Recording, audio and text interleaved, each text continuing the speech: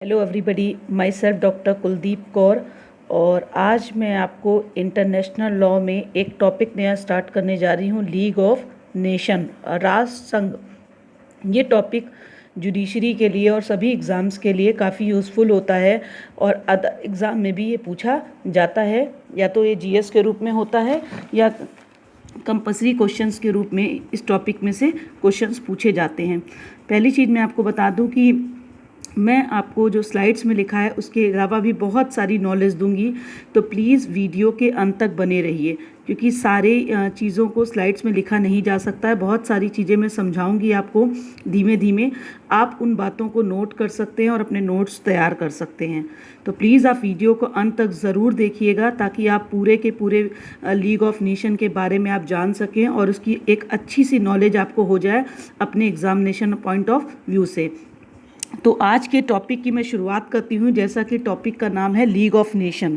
तो मैं आपको पहले ही बता दूं कि मैं आपको रूपरेखा पढ़ने से पहले ही बता दूं कि फर्स्ट वर्ल्ड वॉर में हर तरफ त्राही त्राही मची हुई थी। फर्स्ट वर्ल्ड वॉर में हर तरफ त्राही त्राही मची हुई थी। फर्स्ट वर्ल्ड वॉर हुआ, सबको पता है। उसके बाद जो हुआ वो स्थिति ऐसी थी कि हर तरफ, अब कह सकते हैं कि लाशें, विनाश चारों तरफ देखने को मिला। और इसीलिए फर्स्ट वर्ल्ड के वार एक कहा गया कि युद्ध को किसी तरीके से रोका जाए, युद्ध को रोकने का क्या मार्ग है।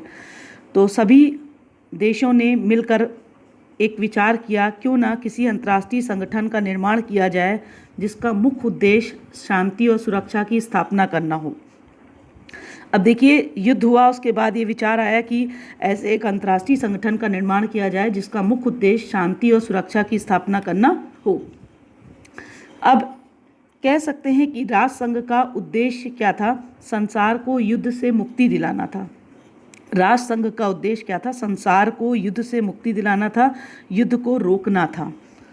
आइए अब इसके बारे में बताएं कि और आपको नॉलेज दें कि मैं क्या क्या पढ़ाऊंगी, डिस्कस करूंगी, तब और आगे चीज़ें बताऊं। राष्ट्र संघ में मैं आपको क्या क्या पढ़ाऊंगी, राष्ट्र संघ की रूपरेखा में एक टॉपिक मैंने बनाया हुआ है, उसके मैं क्या क्या पढ़ाऊंगी, डिस्कस करूंगी आगे। Introduction of league of nation, राष्ट्र संघ की स्थापना 10 जनवरी 1920 को ही। राष्ट्र संघ के उद्देश्य और स्थापना, AIIMS and establishment of league of nation, origin of League of Nation, definition of League of Nation, important fact related to League of Nation, organ of League of Nation,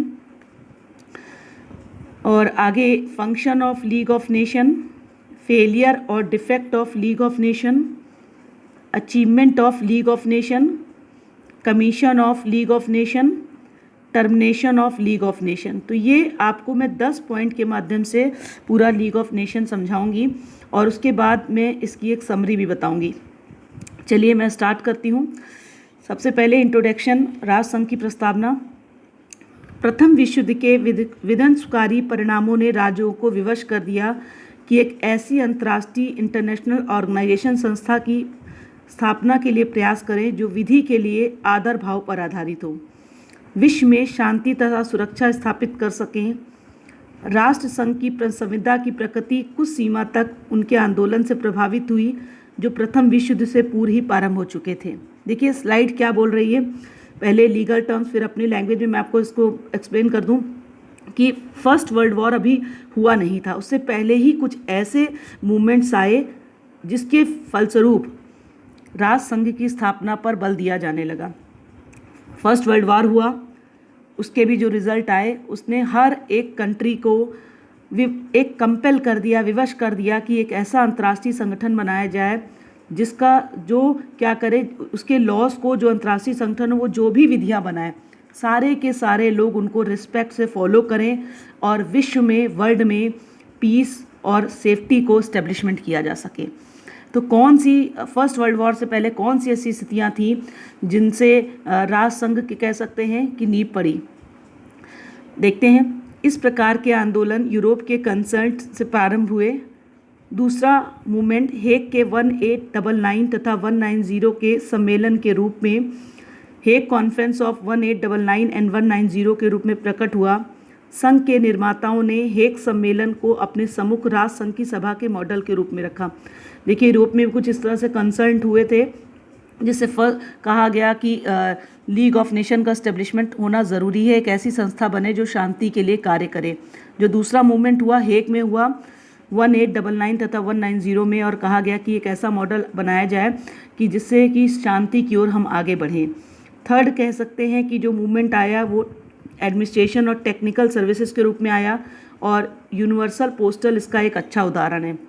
ये तीन ऐसे बहुत सारे और मूवमेंट हुए, लेकिन ये तीन मूवमेंट कह सकते हैं कि सीड्स हैं, बीज हैं, जिन्होंने लीग ऑफ नेशन को आगे रखा और इस्टेब्लिशमेंट में अपना योगदान कहीं ना कहीं डायरेक्टली या इनडायरेक्टली दिया। अब आगे पढ़ें और बताएं कि राष्ट्र संघ की स्थापना, लीग ऑफ नेशन फाउंडेशन। तो देखिए, सबसे पहले लीग ऑफ नेशन फाउंडेशन कैसे बना, राष्ट्र संघ की स्थापना कैसे की गई, तो आपको बता दें किस चीज़ों का बहुत महत्वपूर्ण योगदान रहा। पेरिस पीस कॉन्फ्रेंस हुआ 1919 में, सम्मेलन हुआ, और जो सम्मेलन थे वो करवाने वाले थे अमेरिका के प्रेसिडेंट थे, उनका नाम था वुड्रो विल्सन। और भी बहुत सारी कंट्री ने पार्टिसिपेट किया था, ब्रिटेन ने, फ्रांस ने, अमेरिका ने, सोवियत संघ ने, बहुत सारे संगठनों ने पार्टिसिपेट किया कि सेकेंड वर्ल्ड वॉर ना हो, और इसी के लिए एक संगठन बनाया जाए। तो 55 देशों ने 10 जनवरी 1920 को लीग ऑफ नेशन का इस्टेब्लिशमेंट किया। कह सकते हैं कि 55 देश उस समय प्रेजेंट थे लीग ऑफ नेशन बनाते समय। और आगे आपको मैं बताऊं कि शुरुआत जो हुई थी लीग ऑफ नेशन की वो 32 देशों से हुई थी, 32, लेकिन फाउंडर जो कंट्री मेंबर्स थे बाद में होकर 55 हो गए, और वर्साय की संधि की धाराएं भी इसमें शामिल की गई। ट्रीटी ऑफ वर्साइल हुआ था, उसी के बाद ही पेरिस कॉन्फ्रेंस हुआ था। तो ट्रीटी ऑफ वर्साइल को भी आगे डिस्कस किया जाएगा कि वर्साय की संधि की 26 धाराएं भी इसमें शामिल की गई थी लीग ऑफ नेशन को बनाते समय। अब आगे बढ़ें और बताएं AIIMS and establishment of league of nation, राष्ट्र संघ के उद्देश्य और स्थापना। क्या था उद्देश्य? पहली बात मैंने इसीलिए कहा था कि राष्ट्र संघ का जो उद्देश्य है वो संसार को युद्ध से मुक्ति दिलाना था, कि वॉर को किसी न किसी तरीके से स्टॉप किया जाए, और वॉर को स्टॉप करके क्या किया जाए, peace and security in world, शांति और सुरक्षा की संसार में स्थापना की जाएगी। सभी राष्ट्रों के बीच में मित्रता और सहयोग को स्थापित किया जाएगा। इसका मतलब जितने भी कंट्रीज़ हैं वो आपस में एक दूसरे के साथ फ्रेंडली बिहेवियर करें, एक दूसरे को वो कोऑपरेट करें, और शांति और सुरक्षा के साथ सबका सहयोग करें। Solving issue with piece and avoiding war, दावों को हल करना और युद्ध से बचना और शांति को स्थापित करना। देखिए, ट्रेड करते समय बहुत सारे डिस्प्यूट आ जाते हैं, तो सारे दावों को हल करना, किसी भी तरीके का डिस्प्यूट हो, और युद्ध से बचा जाएगा और शांति को स्थापित किया जाएगा। तो ये इसका थर्ड एम था। अब आगे बढ़ें और आपको चीज़ें बताएं। नंबर 4, सभी राष्ट्रों के मध्य बौद्धिक व मानसिक सहयोग प्रदान करना। बौद्धिक का मतलब इंटेलेक्चुअल, मानसिक का मतलब मेंटल। हम दोनों तरीके से कोऑपरेट करें हर कंट्री को। हर कंट्री एक दूसरे को क्या करेगी, मेंटली और इंटेलेक्चुअली एक दूसरे को कोऑपरेट करेगी, ताकि सभी लोगों का विकास हो सके और सभी लोग क्या कर सकें, सुख और शांति से रह सकें। पेरिस पीस कॉन्फ्रेंस द्वारा दिए गए कर्तव्यों को पूरा करना। जो पेरिस पीस कॉन्फ्रेंस में बताई गई थी ड्यूटीज़ की, संसार में शांति कैसे स्थापित की जाएगी, उन ड्यूटीज़ को भी पूरा किया जाएगा। अंतर्राष्ट्रीय विवादों को शांतिपूर्वक ढंग से निपटाया जाएगा। जितने भी इंटरनेशनल डिस्प्यूट आएंगे उन सब को पीसफुली तरीके से हल किया जाएगा। चाहे एक कंट्री दूसरी कंट्री से क्यों लड़ रही है, पहले उसके कारणों को जाना जाएगा, फिर उनके डिस्प्यूट को सॉल्व किया जाएगा। अब आगे बढ़े और देखें लीग ऑफ नेशन ओरिजिन, कैसे राष्ट्र संघ की उत्पत्ति हुई। तो आपको बता दें कि 1940 में फर्स्ट वर्ल्ड वॉर हुआ, 1914 में फर्स्ट वर्ल्ड वॉर हुआ, और ये वॉर, इस वॉर का मतलब मैंने क्या निकाला कि इस वॉर से हमें क्या मिला। First world war means death, destruction all over the world. पहले विश्व युद्ध के बाद हर तरफ मृत्यु, विनाश पूरे संसार में दिखाई पड़ने लगा। It was war between triple alliance and allied power. ये एक युद्ध था ट्रिपल अलायंस और अलाइड पावर के बीच में। अलायंस कंट्री हैं जर्मनी, ऑस्ट्रेलिया, इटली, और अलाइड का मतलब होता है मित्र देश या मित्र शक्ति, ब्रिटेन, फ्रांस, रशिया, अमेरिका। इनके बीच में एक युद्ध हुआ था उसके बाद युद्ध के बाद वहाँ की सरकारों ने, सभी देशों की सरकारों ने, सभी कंट्री की गवर्नमेंट ने, सभी लोगों ने, इंटरनेशनल ऑर्गेनाइजेशन ने एक विचार किया कि फ्यूचर में होने वाले वॉर को रोकना है, प्रिवेंट फ्यूचर वॉर, युद्ध को रोकना है, जो भविष्य में कोई भी किसी भी तरीके का युद्ध नहीं होना चाहिए। B point 1918 end of world war according conference and discussion stop further future war. 1918 में ये विश्व युद्ध समाप्त हुआ और उसके बाद कई तरीके के सम्मेलन हुए, कॉन्फ्रेंस हुए और डिस्कशन किया गया कि भविष्य में, फ्यूचर में किसी तरीके का युद्ध नहीं होने दिया जाएगा, संसार में सुख और शांति की स्थापना की जाएगी। जो फर्स्ट वर्ल्ड वॉर में डेथ हुआ, डिस्ट्रक्शन हुआ, जिसकी वजह से सभी देशों को नुकसान हुआ, उस नुकसान को अब दोबारा नहीं होने दिया जाएगा। जान की, माल की, संपत्ति की, सबकी रक्षा की जाएगी। अब आगे बढ़ें और देखें 1990 में अमेरिका के एक राष्ट्रपति थे वुड्रो विल्सन, उन्होंने 14 पॉइंट प्रोग्राम प्रेजेंट किया, जिसमें आप कह सकते हैं कि मेन रूप से एक लीग ऑफ नेशन के बारे में बताया गया और वहीं से लीग ऑफ नेशन की शुरुआत भी मानी जाती है। वुड्रो विल्सन के जो 14 पॉइंट्स प्रोग्राम थे वो संसार में, कंट्री में सुख और शांति चाहते थे, इंटरनेशनल डिस्प्यूट को मिलजुल कर सॉल्व करना चाहते थे। तो वुड्रो विल्सन ने 14 पॉइंट प्रेजेंट किए थे और उसके बाद ही लीग ऑफ नेशन की स्थापना की गई थी। वो लीग ऑफ नेशन की स्थापना की बीज कह सकते हैं कि विल्सन के जो 14 पॉइंट प्रेजेंट हुए थे उसी के बाद से शुरुआत हो गई। अब पेरिस पीस कॉन्फ्रेंस 1919 में उसी समय हुआ और वहाँ पर वर्साय संधि जो 1919 में हुई थी उसमें क्या किया गया, लीग ऑफ नेशन की स्थापना कर दी गई। इसके बाद लीग ऑफ नेशन की स्थापना, आप कह सकते हैं कि लीग ऑफ नेशन की स्थापना, राष्ट्र संघ की स्थापना हो गई। तो पेरिस पीस कॉन्फ्रेंस में यही सब बातें डिस्कस हुई कि वॉर को रोका जाए, युद्धों को रोका जाए और भविष्य में किसी तरह का कोई भी युद्ध नहीं होगा। सेकेंड वर्ल्ड वॉर को दुनिया से बचाना है, लेकिन सेकेंड वर्ल्ड वॉर को हम रोक नहीं पाए, लेकिन ऑब्जेक्ट यही था कि वर्ल्ड वॉर को रोकना है और किसी भी तरीके के वॉर को नहीं होने देना है। और जो पेरिस पीस कॉन्फ्रेंस था उसमें लीग ऑफ नेशन की स्थापना की गई और ये जो लीग ऑफ नेशन था कह सकते हैं किस पे बेस था, ट्रीटी ऑफ वर्साइल पे, जो कि 1919 में आ चुका था। अब आगे बता रहे हैं आपको, आगे डिस्कस कर रहे हैं। लीग ऑफ नेशन को कहा जाता है युद्ध का बालक। League of nation was called child of war. क्यों युद्ध का बालक इसलिए कहते हैं, चाइल्ड ऑफ वॉर इसलिए कहा गया कि वॉर के बाद ही इसके एस्टेब्लिशमेंट की शुरुआत की गई, इसीलिए से चाइल्ड ऑफ वॉर भी जूरिस्टों ने कहा है। लीग ऑफ नेशन का हेडक्वार्टर कहाँ है, जिनेवा में, जो कि स्विट्ज़रलैंड में है। और लीग ऑफ नेशन के हेडक्वार्टर को नेशन पेरिस भी कहते हैं, क्योंकि पेरिस पीस कॉन्फ्रेंस में इसके बाद लीग ऑफ नेशन की स्थापना हुई है, इसीलिए से नेशन पेरिस भी कहा गया है। अब आगे डिस्कस करें राष्ट्र संघ की परिभाषाएं। Definition of league of Nations, तो जूरिस्ट सबसे पहले जिनकी मैं डेफिनेशन देने जा रही हूँ, बेकर। राष्ट्रों में अंतर्राष्ट्रीय समाज को एक स्थायी तथा जैव अंतर्राष्ट्रीय संस्थाओं की प्रणाली देने के इतिहास में राष्ट्र संघ एक प्रयास है। लीग ऑफ नेशन एक अटेम्प्ट है कि हम इंटरनेशनल इंस्टीट्यूशन को, एक हमने परमानेंट इंटरनेशनल इंस्टीट्यूशन बनाया है जो किसके लिए काम करेगा, पीस एंड ऑर्डर के लिए काम करेगा, सिक्योरिटी के लिए काम करेगा। एक प्रयास माना गया। ये किसने कहा, बेकर ने। अब नेक्स्ट डेफिनेशन पढ़ते हैं और डिस्कस करते हैं। अब next definition professor good speed के अनुसार ये कहते हैं कि लीग ऑफ नेशन के दो ऑर्गन थे। पहला आपको बता रहे हैं international peace and safety, international cooperation. कहते हैं कि दो ही अंग थे। क्या चीज़, अंतर्राष्ट्रीय शांति तथा सुरक्षा और अंतर्राष्ट्रीय सहयोग। जब अगर हम इन दोनों ऑब्जेक्टों को प्राप्त कर लेंगे तो संसार में अपने आप सुख और शांति की स्थापना हो जाएगी। इसीलिए इसके दो ही अंग माने गए, दो ही ऑर्गन माने गए कि इंटरनेशनल पीस एंड सेफ्टी और इंटरनेशनल कोऑपरेशन। चलिए अब आगे बढ़ें और नेक्स्ट जूरिस को डिस्कस करें। जनवरी 1918 में ब्रिटेन के प्रधानमंत्री जॉर्ज ने भी कहा था कि वेपन के बोझ को सीमित करने, शस्त्रों के बोझ को सीमित करने, युद्ध की संभावना को रोकने के लिए एक अंतर्राष्ट्रीय संस्था की स्थापना करनी चाहिए।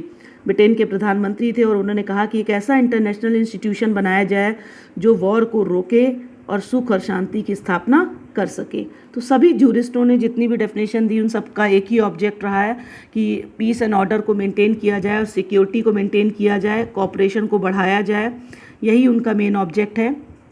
अब इम्पॉर्टेंट फैक्ट जो लीग ऑफ नेशन में आप याद रखेंगे कि कौन कौन से ऐसे इम्पॉर्टेंट फैक्ट थे जो बनाने के लिए इसे महत्वपूर्ण थे।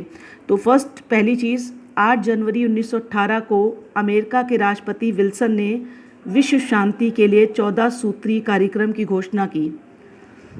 14 प्रोग्राम डिक्लेरेशन किया प्रेसिडेंट विल्सन ने, और इस प्रोग्राम में सभी रिप्रेजेंटेटिव कॉन्फ्रेंस हुए, सभी रिप्रेजेंटेटिव शामिल हुए, और उसके बाद कहा गया कि क्या क्या चीज़ें कर सकते हैं हम संसार में सुख और शांति के लिए। तो कहा गया कि हम अनिवार्य रूप से मध्यस्थम करें, मतलब आर्बिट्रेशन के द्वारा हम डिस्प्यूट को सॉल्व करें। आर्बिट्रेशन का मतलब होता है कि जब कोई दो कंट्री आपस में डिस्प्यूट करे तो तीसरी कंट्री आर्बिट्रेटर मध्यस्थ के रूप में काम करते हुए दोनों के झगड़ों को निपटाए। जो महाशक्ति हैं जिनके पास ज़्यादा पावर है वो अपनी पावर को रिप्रेजेंट करें।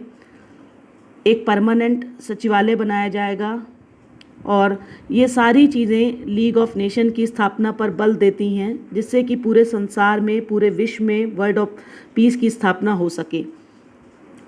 लीग ऑफ नेशन की इस्टेब्लिशमेंट का पूरा कंट्रीब्यूशन किसको जाता है? अगर देखा जाए एक पर्सन को, अमेरिका के राष्ट्रपति विल्सन को जाता है। 1918 के अंत तक लौट कर रॉबर्ट सीसल ने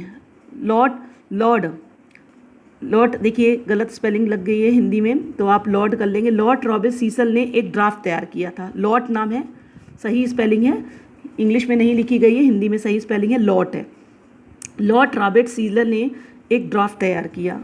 इस ड्राफ्ट को क्या कहा गया? Limited draft. लिमिटेड का मतलब होता है कोई चीज़ लिमिट में रखना, उसके नाम से फेमस है।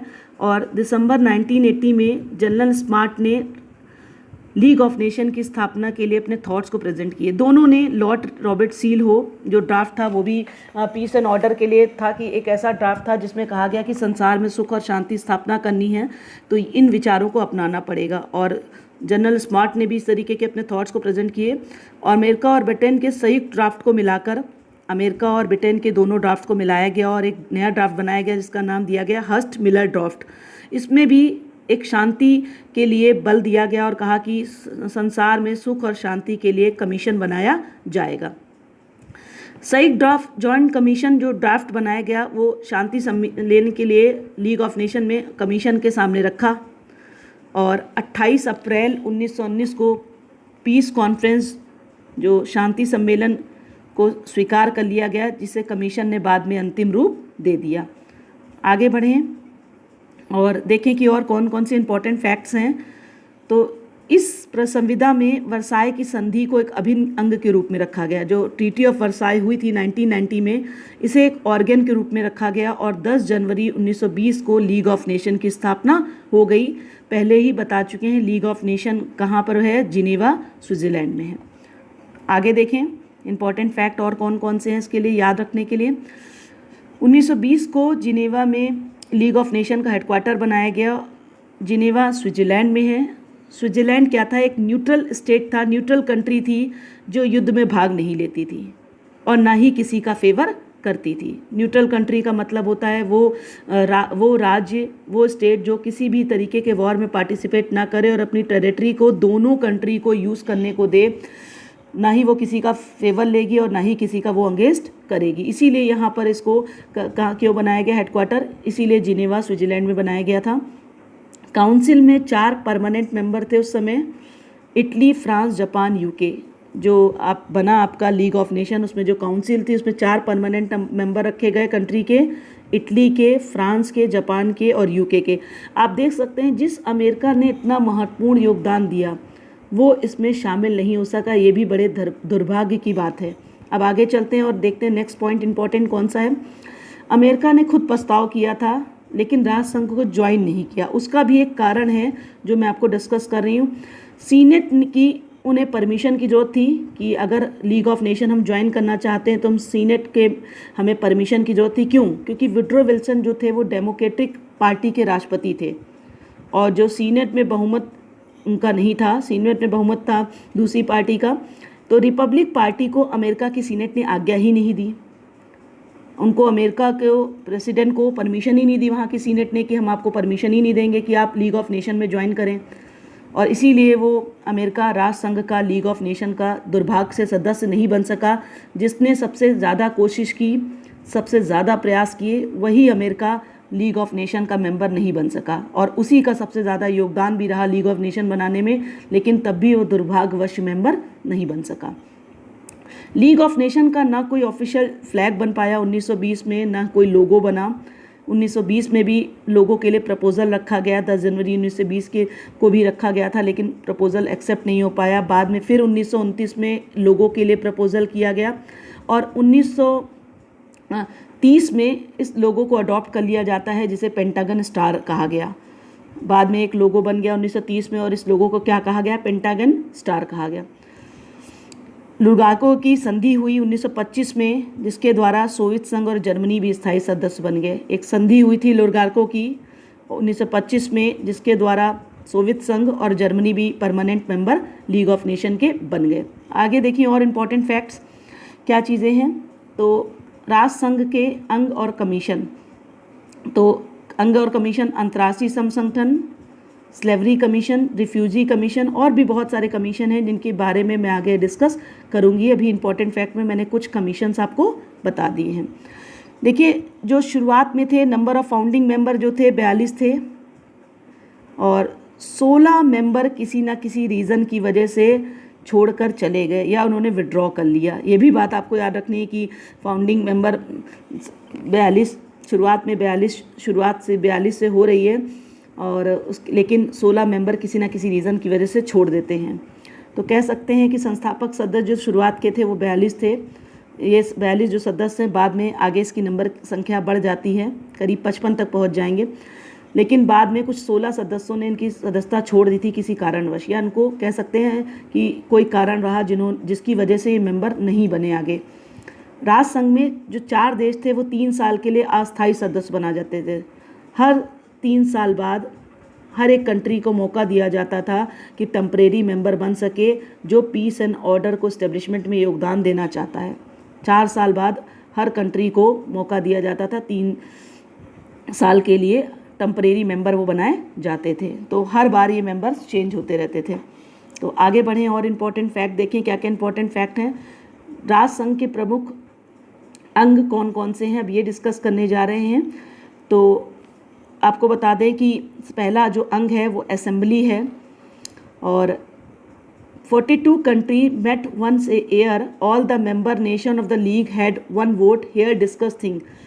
तो 42 कंट्रीज़ के लोग मेंबर थे लीग ऑफ नेशन के, और सभी ये क्या करते थे, लीग ऑफ नेशन में पार्टिसिपेट करते थे, और हर एक कंट्री के मेंबर को एक वोट देने का राइट था। देखिए मैं आगे कह रही हूँ कि जो नंबर्स हैं 42 ये आगे चलकर इंक्रीज़ हुए थे, शुरुआत से लेकर बाद में इंक्रीज़ हो गए थे। राष्ट्र संघ के कौन कौन से अंग थे, तो 3 अंग थे।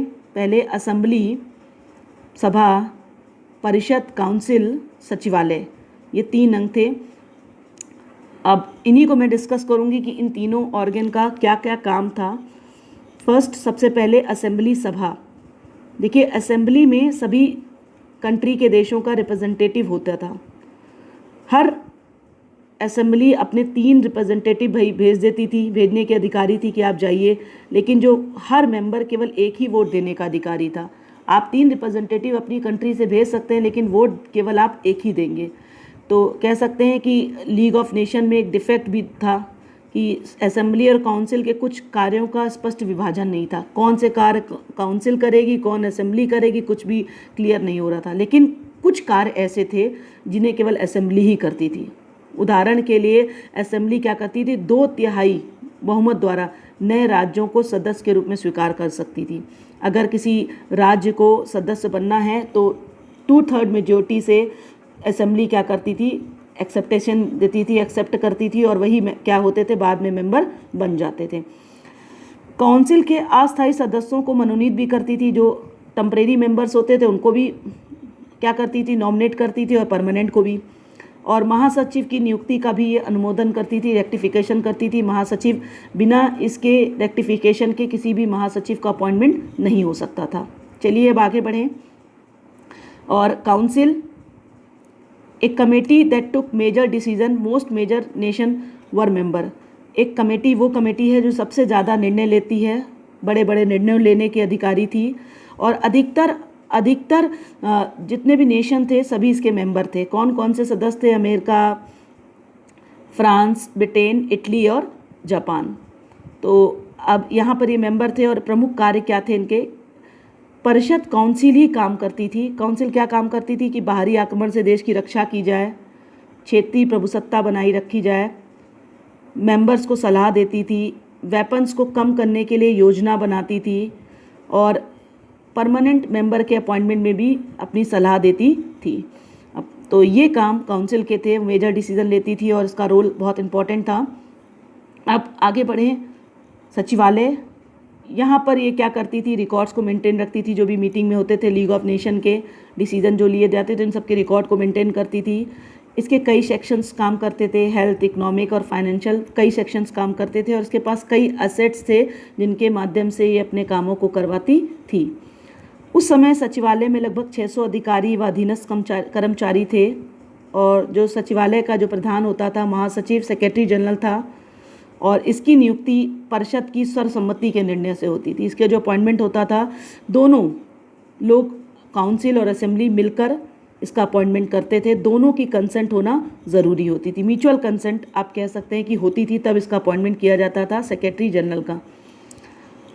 लीग ऑफ नेशन फंक्शन, इसके राष्ट्र संघ के कार्य क्या थे? तो सबसे पहले राष्ट्रीय सुरक्षा से संगतिपूर्ण हो, नेशनल सेफ्टी को बढ़ावा मिले, आर्टिकल 8 में। बाहरी आक्रमण के विरुद्ध सुरक्षा मिले, जितने भी मेंबर्स हैं वो क्षेत्रीय अखंडता बनाए रखें, पॉलिटिकल फ्रीडम मिले, आर्टिकल 10 में। अब आगे और आपको बताएं। Solve peacefully in international dispute, अंतर्राष्ट्रीय झगड़ों को शांतिपूर्वक ढंग से हल किया जाएगा, आर्टिकल 12 एंड 16। इंटरनेशनल संबंधों में शांतिपूर्वक तरीके से परिवर्तन लाया जाएगा। Maintain special international peace and safety, अंतर्राष्ट्रीय शांति और सुरक्षा को बनाए रखा जाएगा, और किसी भी तरीके से सुरक्षा और शांति को खतरे में नहीं डाला जाएगा। इसका मतलब जो इसका मेन ऑब्जेक्ट है वो हमेशा बना रहेगा कि इंटरनेशनल पीस और सेफ्टी को हमेशा इस्टेब्लिशमेंट किया जाएगा। अब आगे बढ़ें और आगे डिस्कस करें क्यों ये इतनी सब गुण होने के बावजूद भी ये असफल क्यों हुआ, वो भी आपको बता दें। इसकी असफलता व दोष क्या थी? देखिए, अमेरिका ही शामिल नहीं हुआ। जिसने सबसे ज़्यादा अपना समय दिया, योगदान दिया, वही कंट्री शामिल नहीं हुआ। राष्ट्रों पर विश्वास ना होना, एक राष्ट्र दूसरे राष्ट्र पर विश्वास ही नहीं करते थे आपस में। इतना शामिल हो गए, मेंबर बन गए, परमानेंट मेंबर भी है, टेम्परेरी भी है, लेकिन आपस में जब एक दूसरे पर विश्वास ही नहीं कर रहे हैं, जब आपस में विश्वास नहीं होगा तो कह सकते हैं कि वो संगठन हमेशा कहीं ना कहीं असफल ज़रूर होगा। सोवियत संघ का मानना था कि ये केवल पूंजीवादी लोगों का संगठन है, केवल अमीरों कंट्री का ऑर्गेनाइजेशन है, ऐसे लोगों का ऑर्गेनाइजेशन नहीं है जिनकी वास्तव में मदद की ज़रूरत है। जर्मनी खुद नियमों का उल्लंघन कर रही थी, मेंबर बनने के बाद भी नियमों का उल्लंघन कर रही थी। क्यों? क्योंकि वर्साय संधि उसके ऊपर थोप दी गई थी जिसको वो मानना ही नहीं चाहती थी, इसलिए वो बार बार क्या कर रही थी? नियमों का उल्लंघन कर रही थी, जिसकी वजह से राष्ट्र संघ असफल हुआ। अब आगे बढ़ें। मुसोलिनी का विश्व शांति में विश्वास न होना, वो भी विश्व शांति में विश्वास नहीं कर रहा था और कह रहा था कि वर्ल्ड में पीस नहीं हो सकता है, जो भी होगा वो जंग से होगा। ब्रिटेन और फ्रांस अपना दबदबा बनाए रखना चाहते थे, ब्रिटेन चाहता था कि उसका दबदबा हो, फ्रांस का अपना दबदबा हो, इसीलिए लीग ऑफ नेशन असफल रहा। 1931 में फिर जापान ने क्या किया? चीन पर आक्रमण कर दिया, और चीन का एक प्रदेश था मंचूरिया, उस पर कब्जा कर लिया, जिसके कारण भी लीग ऑफ नेशन असफल माना गया। क्यों? क्योंकि जब युद्ध हो रहा है, वॉर को रोक नहीं पा रहे हैं, लड़ाई झगड़े को नहीं रोक पा रहे हैं, कंट्री आपस में लड़ रही हैं, तो इसका मतलब जिस उद्देश्य के लिए हमको बनाया गया वो उद्देश्य सफल नहीं हो रहा है। राष्ट्र संघ महाशक्तियों तथा छोटे राज्यों के भेदभाव पर आधारित था। लीग ऑफ नेशन क्या कर रहा था? बड़ी कंट्री और छोटे स्टेट्स में डिस्क्रिमिनेशन कर रहा था, जिसकी वजह से भी स्मॉल स्टेट्स ने और कंट्री ने इन्हें एक्सेप्ट नहीं किया और कहा कि ये डिस्क्रिमिनेशन करते हैं, पावर वाली कंट्री के साथ अलग व्यवहार करते हैं और छोटे स्टेट्स के साथ अलग व्यवहार कर रहे हैं। विश्व में शांति बनाए रखने के अपने प्रमुख कार्य में पूरी तरीके से असफल रहा। वर्ल्ड में पीस एंड ऑर्डर को मेंटेन करना था, एस्टेब्लिशमेंट ऑफ पीस करना था, इसी काम को ये नहीं कर पाया। तो कह सकते हैं कि असफल रहा लीग ऑफ नेशन इन सब रीज़न से। विख्यात विधिशास्त्री पॉटर ने भी कहा है कि राष्ट्र संघ की असफलता के लिए दोषी सदस्य राज्य थे, या राष्ट्र संघ की नहीं वरन संघ के राष्ट्रों की असफलता थी। देखिए, लीग ऑफ नेशन जो असफल हुआ है, क्यों हुआ? अपने ही मेंबर्स की वजह से असफल हुआ, क्योंकि वो खुद ही कोऑपरेट नहीं कर रहे थे। जब हम मेंबर होते हुए भी कोऑपरेट नहीं कर रहे हैं, सहयोग नहीं कर रहे हैं, तो वो संगठन हमेशा असफल होगा, वो संगठन कभी भी सफल नहीं हो पाएगा। इसीलिए पॉटर ने भी ये स्टेटमेंट दिया। अब आगे और देखें क्या चीज़ डिस्कस कर रहे हैं हम।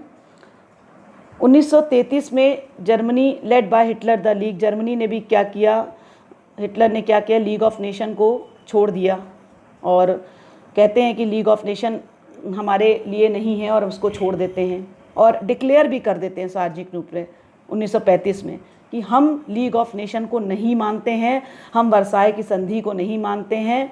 और वो अपनी आर्मी में अपनी ध्यान देने लगते हैं, दोबारा से फिर से तैयारी करने लगते हैं और पूरी तरीके से डिक्लेरेशन कर देते हैं कि हम लीग ऑफ नेशन को नहीं मान रहे हैं पब्लिकली रूप से, और हमने लीग ऑफ नेशन 2 साल पहले ही 1933 में छोड़ दिया है और वर्साई की संधि को भी हम नहीं मान रहे हैं जो हम पर ज़बरदस्ती थोपी गई है। आगे बढ़ें और बताएं। Russia joint 18 September 1934 league of nation. Russia ने देखिए कितनी शक्तिशाली कंट्री थी उस समय, लेकिन सबसे लास्ट में ज्वाइन कर रही है। 18 सितंबर 1934 को रशिया ज्वाइन कर रही। और 1936 में राष्ट्रसंघ का एक और कमीशन था डिसआर्मेंट, वह पूरी तरीके से जर्मनी को रोकने में असफल रहा। भाई वो रोक ही नहीं पा रहा है, जर्मनी लड़ाई करती जा रही है और जर्मनी रायलैंड पे भी हमला कर देती है। और इसी के साथ इटली भी 1937 में राष्ट्रसंघ को छोड़ देता है। इटली भी छोड़ दे रही, बड़ी बड़ी कंट्रीज़ राष्ट्रसंघ को, लीग ऑफ नेशन को धीमे धीमे छोड़ती जा रही। पहले जर्मनी छोड़वाया, फिर इटली छोड़ रही है और भी कंट्री छोड़ रही हैं। और रशिया भी युद्ध करने से बाज नहीं आ रहा है, अटैक कर रहा है दूसरी कंट्री पे, लीग ऑफ नेशन उसको रोक नहीं पा रहा है। तो रशिया को 4 दिसंबर 1939 को 4 दिसंबर 1939 को लीग ऑफ नेशन बाहर निकाल देता है कि जब आप वॉर कर रहे हैं हम आपको अपने मेंबर नहीं बनाएंगे। आप फिनलैंड पे हमला करते हैं और राष्ट्रसंघ का मेन ऑब्जेक्ट है कि वो हमले को रोके और शांति की स्थापना करे, वो अपने मूल काम को ही नहीं कर पा रहा है। तो ऐसी स्थिति में क्या किया गया, रशिया को भी बाहर निकाल दिया गया, एक्सपेल कर दिया गया और वो भी अब लीग ऑफ नेशन का मेंबर नहीं। इसका मतलब राष्ट्रसंघ में सारी कंट्रीज़ अपने मनमानी करने लगी, जो पावरफुल कंट्री हैं सब अपना अपना दबदबा बनाए लगने लगी, जिसके कारण भी लीग ऑफ नेशन आप कह सकते हैं कि असफल हुआ। अब आगे और पॉइंट्स को डिस्कस करें। देखिए 1939 में स्पेनिश सिविल युद्ध होता है और स्पेन भी राष्ट्रसंघ को छोड़ देता है और द्वितीय विश्व युद्ध प्रारंभ हो जाता है। कोई भी कहीं पर भी कोई मान नहीं पड़ा है। 1937 Italy left the league, Italy ने पहले लीग को लेफ्ट किया, मैंने अभी आपको बताया, उसको निकाल भी बाहर दिया गया क्योंकि वो हम फिनलैंड के वॉर को नहीं रोक पाए और सेकेंड वर्ल्ड वॉर शुरू हो गया और 1939 में स्पेनिश सिविल युद्ध भी हो गया। और स्पेन भी क्या करता है, राष्ट्रसंघ को, लीग ऑफ नेशन को छोड़ देता है और सेकेंड वर्ल्ड वॉर प्रारंभ हो जाता है। हमने लीग ऑफ नेशन को बनाया इसीलिए था कि हम सेकेंड वर्ल्ड वॉर नहीं चाहते थे, हम सेकेंड वर्ल्ड वॉर को रोकना चाहते थे, लेकिन सेकेंड वर्ल्ड वॉर को हम नहीं रोक पाए और सेकेंड वर्ल्ड वॉर प्रारंभ हो गया। इसका मतलब वो अपने मेन ऑब्जेक्ट में ही असफल हो गया और आखिर में इसी वजह से राष्ट्रसंघ क्या होता है, समाप्त हो जाता है। अप्रैल 1946 में इसके स्थान पर यूनाइटेड नेशन ऑफ ऑर्गेनाइजेशन की स्थापना हो जाती है, संयुक्त राष्ट्र संघ की। अगर अभी देखा जाए इस समय 21 चल रहा है, 2021 तक देखा जाए तो यूनाइटेड नेशन ऑर्गेनाइजेशन ने बहुत अच्छा काम किया है और किसी भी तरीके से वो रोकने में थर्ड वर्ल्ड वॉर को सफल रहा है। आज तक अभी यूएनओ थर्ड वॉर यूएनओ ने नहीं होने दी। देखा जाए उसकी सफलता का यही एक परचम है कि आज तक उसके बाद सेकेंड वर्ल्ड के बाद कोई भी वॉर नहीं हुई है।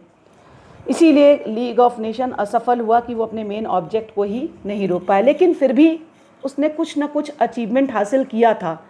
तो यहाँ पर अगर आप देखेंगे मैंने कुछ कंट्रीज़ के नाम दिए हैं जिनको लेकर ज़मीनी विवाद हुआ था और उस लैंड के डिस्प्यूट को सॉल्व करने में लीग ऑफ नेशन ने बहुत महत्वपूर्ण भूमिका निभाई थी।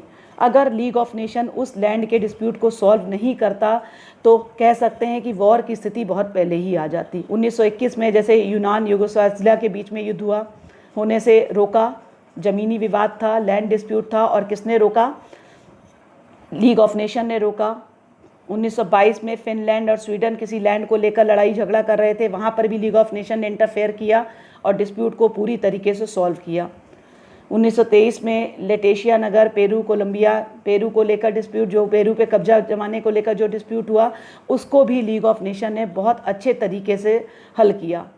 1923 में पोलैंड और चेकोस्लोवाकिया के बीच में जो वॉर होने जा रहा था, उस वॉर को, ज़मीनी वॉर को लेकर, वो भी लीग ऑफ नेशन ने रोका। 1923 में हंगरी रोमानिया, 1925 में यूनान बुल्गारिया, बहुत सारे हैं, उपलब्धियां भी बहुत सारी हैं। अगर कोई असफल हुआ तो उसका भी रीज़न था, कुछ अचीवमेंट भी की, उसका भी आपको बताया गया। तो यहाँ पर इन सब कंट्रियों के बीच में ज़मीन को लेकर डिस्प्यूट था, टेरिटरी को लेकर डिस्प्यूट था, ट्रेड को लेकर डिस्प्यूट था। वो सारे डिस्प्यूट लीग ऑफ नेशन ने रोके और उनको क्या किया, सेटलमेंट के द्वारा उनको सॉल्व किया। तो ये इसकी एक अचीवमेंट भी रही कि इसने काम भी अच्छा किया कि इन डिस्प्यूट को रोका, वरना वॉर बहुत पहले ही स्टार्ट हो सकता था। तो आगे और भी देखें, स्पेशल कमीशन कौन कौन से इसने बनाए वो भी आपको बता दें। ड्रग एडिक्शन कमीशन और health commission, slavery commission, minorities commission, helpful undeveloped nation, अविकसित देशों की सहायता करना, रिफ्यूजी कमीशन, वुमेन कमीशन, ये सारे कमीशन बनाए गए, जिससे आप देख रहे हैं आज की टाइम में इन बहुत सारे कमीशन आपको इसमें से मिलेंगे। तो लीग ऑफ नेशन ने बहुत सारे ऐसे कह सकते रास्ते दिखाए जो आगे चलकर समाप्त होने के बाद भी कुछ चीज़ें इनको अडॉप्ट की गई, कहीं ना कहीं इन्हीं की छाप दिखाई पड़ती है। अब लीग ऑफ नेशन का कैसे टर्मिनेशन किया गया, नेशन ऑफ लीग को कैसे टर्मिनेट किया गया, राष्ट्र संघ का कैसे समापन किया गया, ये भी आपको बता दें। विभिन्न देशों द्वारा अपनी सदस्यता समाप्त करना, सब अपनी कोई कंट्री कभी कोई छोड़वाए, कभी कोई कंट्री छोड़वाए, तो हर एक कंट्री किसी न किसी रीज़न की वजह से लीग ऑफ नेशन को छोड़ती जा रही थी। और बाद में कुल कितने मेंबर्स रह गए, 32, जिनमें केवल कह सकते हैं कि महाशक्ति केवल एक थी, जिसकी वजह से लीग ऑफ नेशन पूरी तरीके से समाप्त हो गया। राष्ट्र संघ ने ग्रीक के मामले में इटली की हिमायत लेकर अपनी प्रतिष्ठा को खो दिया। लीग ऑफ नेशन ने क्या किया, जब लड़ाई हुई ग्रीक और इटली के बीच में, तो उसने एक को फेवर ले लिया, दूसरे के अगेंस्ट में रहा, जिसकी वजह से उसकी प्रेस्टीज समाप्त हो गई कि ये तो क्या कर रहा है, ये क्या कर रहा है, ये निष्पक्ष नहीं है। एक कंट्री का फेवर लेता है, दूसरी कंट्री को फेवर नहीं लेता है। तो जब इतना बड़ा ऑर्गेनाइजेशन है तो वो किसी एक का फेवर नहीं ले सकता, उसको दोनों कंट्री को समान रूप से देखना चाहिए। इस वजह से भी कह सकते हैं कि लीग ऑफ नेशन समाप्त हो गया। आगे और भी चीज़ें देखें, सदस्य राज्यों द्वारा राष्ट्र संघ के आदेशों की अवहेलना की जाने लगी। जितने भी मेंबर्स थे वो लीग ऑफ नेशन के जो भी ऑर्डर्स आते थे उसको नेग्लेक्ट करने लगे धीमे धीमे। शुरुआत में तो माना खुशी खुशी, लेकिन बाद में वो कर दिया। निशस्त्रीकरण सम्मेलन की असफलता ने राष्ट्र संघ के अस्तित्व का अंत कर दिया। हमने कहा कि भाई कोई भी शस्त्र नहीं रखेगा, अस्त्र नहीं रखेगा, इसके लिए कॉन्फ्रेंस किया, वही फेल हो गया। सब अपने अपने नेशन अपनी अपनी पावर को दिखाने के लिए अलग अलग तरीके के वेपन्स को बनाने लगे और यूज़ करने लगे। तो कह सकते हैं कि लीग ऑफ नेशन का जो मेन ऑब्जेक्ट था वही समाप्त हो गया, वो रोक ही नहीं पाया वेपन्स के कम को। उपरोक्त सभी कारणों से राष्ट्र संघ का महत्व और प्रभाव कम हो गया और अंत में 1946 में इसका अंत हो गया। और इसका स्थान किसने ले लिया, संयुक्त राष्ट्र संघ ने, यूनाइटेड नेशन ऑर्गेनाइजेशन ने ले लिया। अब आगे मैं आपको कुछ और बातें बताने जा रही हूँ। आप इससे पहले अभी वीडियो ख़त्म नहीं हुआ है, कुछ बातें मैंने स्लाइड में नहीं लिखी पाई, मेरे पास समय की कमी थी, कुछ बातें मैं नहीं लिख पाई हूँ। तो उन बातों को मैं आपको, थोड़ा सा इंपॉर्टेंट चीज़ें हैं, मैं आपको डिस्कस करना चाहती हूँ कि अगर कोई कंट्री, भाई हम असफल हुए, उसका भी कोई रीज़न था, हमने ये अचीवमेंट की, लेकिन हम असफलता सबने देखी है, लेकिन अचीवमेंट नहीं देखा कि हम क्यों, क्या क्या चीज़ें हमने अचीव की, वो हम लोगों तक नहीं पहुंचा पाए। तो हम कह सकते हैं कि इसका जो मेन ऑब्जेक्ट था, ये शुरुआत में तो उसने अपने मेन ऑब्जेक्ट को हासिल कर लिया, लेकिन बाद में अपने मेन ऑब्जेक्ट को हासिल नहीं कर पाई। जब वो हासिल नहीं कर पाई तो वो असफल हो गई। और असफलता की शुरुआत कैसे हुई, जब सदस्य राज्यों ने इसका कहना नहीं माना, अपना अपना कहना मानने लगे, अपनी अपनी बातों को कहने लगे, तो ये क्या हो गया, पूरी तरीके से ये समाप्त होने लगा। लेकिन अगर देखा जाए तो कुछ जूरिस्टों ने कुछ चीज़ें बताई कि राष्ट्र संघ का जो, एक कह सकते हैं कि राष्ट्र संघ का जो परित्याग उन लोगों ने किया, मैं कह रही हूँ कि जो अपने गंभीर रिस्पॉन्सिबिलिटी को पूरा करने नहीं चाहते थे। जो कंट्री थी, ऐसी कंट्री थी जो खुद मेंबर होते हुए भी अपनी लाइबिलिटीज़ को पूरा नहीं कर रही हैं। तो ऐसे लोगों ने क्या किया कि लीग ऑफ नेशन में अब काम करना छोड़ दिया, जिसकी वजह से ये असफल रहा। लेकिन अगर इसका मूल्यांकन देखा जाए, अगर इसका मूल्यांकन करना होता मुझे लीग ऑफ नेशन का, तो मैं कह सकती हूँ कि अंतर्राष्ट्रीय संस्था के इतिहास में एक महत्वपूर्ण प्रयास था। इंटरनेशनल एक इंस्टीट्यूशन बना और एक क्रांतिकारी परिवर्तन हुआ, जिसकी वजह से आगे चलकर यूएनओ की बीच पड़ी, यूएनओ आया। एक जूरिस्ट थे, कॉर्बेट नाम याद आ रहा है उनका, CORBETT, कॉर्बेट। उन्होंने कहा कि राष्ट्रसंघ की असफलता इतनी स्पष्ट तथा बड़े पैमाने पे थी कि उसकी उपलब्धियां ही छिप गई। वो फेलियर इतने बड़े पैमाने पे हो गया, इतने बड़े पैमाने पे फेल हुआ कि उसकी जो अचीवमेंट थी वो हम सबसे छिप गई। मैंने अचीवमेंट भी बताई कि किन किन कंट्री को उसने रोका वॉर करने से। और लेकिन तब भी हम कहेंगे कि अगर वर्ल्ड में कोई एक इफेक्टिव उसने एक रास्ता दिखाया एक लोगों को, एक देशों को कि अंतर्राष्ट्रीय शांति को सबसे पहले रखना चाहिए और यही हर एक कंट्री का ऑब्जेक्ट होना चाहिए। एक जूरिस्ट आए थे, गुड स्पीड, उन्होंने भी कहा कि लीग ऑफ नेशन ने अंतर्राष्ट्रीय संस्था के सभी पहलुओं का प्रारंभ किया। जितने भी international institution, league of nation एक इंटरनेशनल इंस्टीट्यूशन था, उसने सभी पहलुओं का प्रारंभ किया। आप देख सकते हैं सारे कमीशन उसी के द्वारा शुरुआत किए गए। आज ये कमीशन आप देखते हैं किस हर एक जगह आपको ये कमीशन इंटरनेशनल रूप से काम करते हुए मिलेंगे। तो ये एक उसकी कह सकते हैं कि फेलियर होने के बावजूद भी उसने कुछ अचीवमेंट हासिल की थी, लेकिन फेलियर वो इतने बड़े स्तर पे हुआ कि उसकी अचीवमेंट हमसे छिप गई। तो अगर आज का लेक्चर आपको मेरा पसंद आया हो तो please like, share, subscribe my channel. और एक बात मैं आपको ज़रूर कहूँगी कि जब आप वीडियो के अंत तक देखेंगे तभी आप पूरी नॉलेज को अडॉप्ट कर पाएंगे। Thank you. Please like, share, subscribe my channel. Next topic पे फिर आपसे मुलाकात होगी।